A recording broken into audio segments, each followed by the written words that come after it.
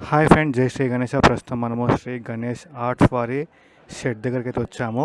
ఇక్కడ విగ్రహాలు అయితే పెయింటింగ్ వర్క్ స్టార్ట్ అయిందనమాట. కేవలం 2-3 విగ్రహాలకే పెయింటింగ్ అయితే చేస్తారనమాట.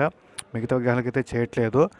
కస్టమర్స్కి చూపించడానికి మన ఈ బుజ్జి వినాయకులకి అండ్ ఈ ఎంట్రన్స్లో ఉండే ఈ భారీ వినాయకులు అయితే మన వాళ్ళు పెయింటింగ్ చేస్తారనమాట.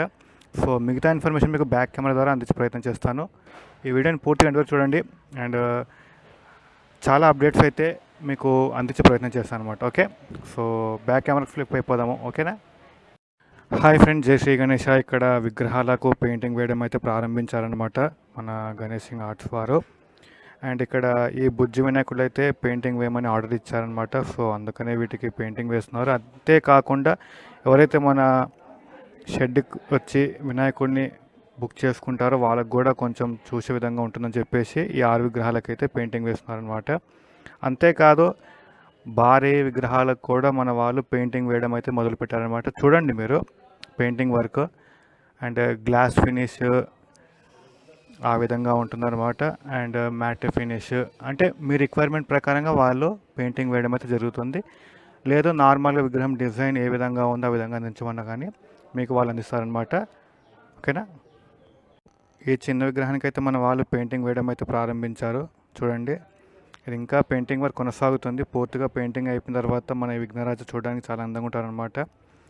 చూడండి, మనకి గ్లాసీ ఫినిష్ అయితే వస్తుందన్నమాట. అంటే దూరం నుంచి చూస్తే కొంచెం షైనింగ్ అవుతుందన్నమాట ఈ యొక్క పెయింటింగ్.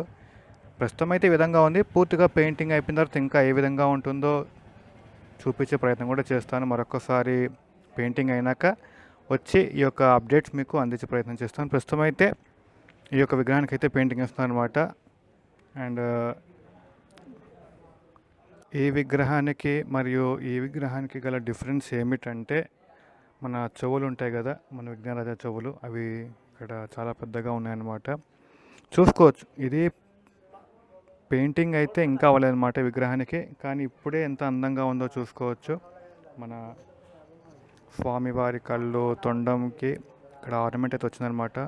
ఇక్కడ కూడా ఆర్నమెంట్ లాంటిది వస్తుంది అనుకుంటున్నాను.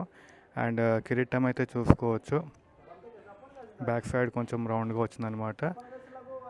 ఇది స్టార్టింగ్ ఇంత అందంగా ఉంది అంటే ఇంకా పెయింటింగ్ పూర్తి అవ్వలేదు.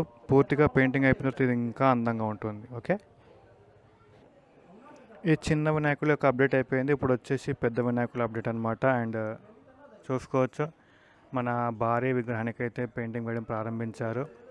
మన స్వామివారి కళ్ళు, తిలకం, కిరీటం యొక్క గోల్డ్ కలర్ అన్నీ చాలా అందంగా అయితే చేస్తున్నారని చెప్పుకోవచ్చు. అండ్ తిలకం చూసుకోండి, చాలా అందంగా చేశారనమాట.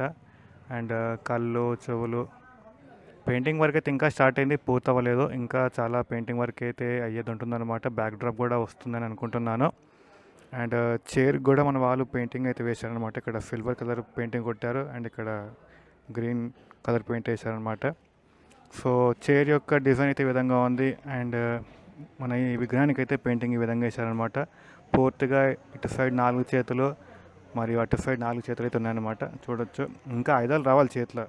చూసుకోవచ్చు, చేతిలో మనకి ఇక్కడ ఆయుధాలు పెట్టే ఆప్షన్ అయితే ఉందన్నమాట. ఇంకా ఆయుధాలు కూడా వస్తాయి. సో ఇంకా అప్డేట్ ఉంది విగ్రహానికి. అండ్ దీనికి క్లాతింగ్ వర్క్ అయితే చేస్తారనమాట. అంటే ధోతి, శాల్వా కడతారనమాట. అప్పుడు ఇంకా అందంగా అనిపిస్తుంది విగ్రహం. ఓకే, అదేవిధంగా ఇక్కడ మిగతా విగ్రహాలకైతే మన వాళ్ళు పెయింటింగ్ వేయడం ప్రారంభించారనమాట. చూడండి, పెయింటింగ్ వేయడం అయితే ప్రారంభించారు. దీనికైతే గ్లాసీ కోటింగ్ వేశారనమాట, మెరుస్తుంది. అండ్ దీనికి బ్యాక్ డ్రాప్ ఇచ్చారు చూడండి. దీనికి గ్రీన్ కలర్ బ్యాక్ డ్రాప్ అయితే వచ్చిందనమాట. చాలా పెద్దగా ఉంది. అండ్ దీనికి కూడా పెయింటింగ్ వర్క్ అయితే కొనసాగుతుంది. అండ్ అంతేకాదు దీనికి కూడా ధోతి మరియు శాల్వా కూడా వస్తుందన్నమాట. అదేవిధంగా దానికి కూడా వస్తుంది. ఇది మన శ్రీకృష్ణుని వారి యొక్క కలర్ అనమాట. మన చేతులు చూసుకోవచ్చు, చేతుల్లో ఆయుధాలు అయితే రావాలంటే ఇంకా. అండ్ చేయిపోయిన ఓమాకారం చేతులు ఇంకా ఆయుధాలు కూడా రావాలి. అండ్ దీనికి తిలకం చూసుకోవచ్చు, దానికి దీనికి కొంచెం డిఫరెంట్ పెట్టారనమాట. పెయింటింగ్ వర్క్ అయితే చాలా అందంగా అయితే ఉంది. అండ్ కిరీటం కూడా గోల్డ్ వేశారు. అది ఫ్రెండ్స్. అండ్ ఇక్కడ పెయింటింగ్ వర్క్ యొక్క అప్డేట్స్ అయితే ఈ విధంగా ఉన్నాయి. అండ్ ఇంకా ఈ చేతులకి ఆయుధాలు అయితే రావాలి. అండ్ ధోతి మరియు శాల్వా కూడా పెడతారనమాట. దీనికైతే గ్లాసీ కోటింగ్ వేశారు. దీనికైతే మ్యాట్ ఫినిష్ చేశారనమాట. ఇదైతే ఇంకా అందంగా ఉందన్నమాట. చూసుకో, దీనికి తిలకం అయితే త్రిశూలం యొక్క ఆకారం అయితే పెట్టారు. అండ్ కిరీటం కూడా గోల్డ్ కలర్ అయితే వేయడం జరిగింది. ఈ విధంగా అన్ని విగ్రహాలకైతే ఇక్కడ పెయింటింగ్ వేయడం అయితే జరిగిందనమాట, చూసుకోవచ్చు. అండ్ ఇవి స్టార్టింగే విగ్రహాలు, ఇంకా లోపల చాలా విగ్రహాలు ఉన్నాయన్నమాట మనకి.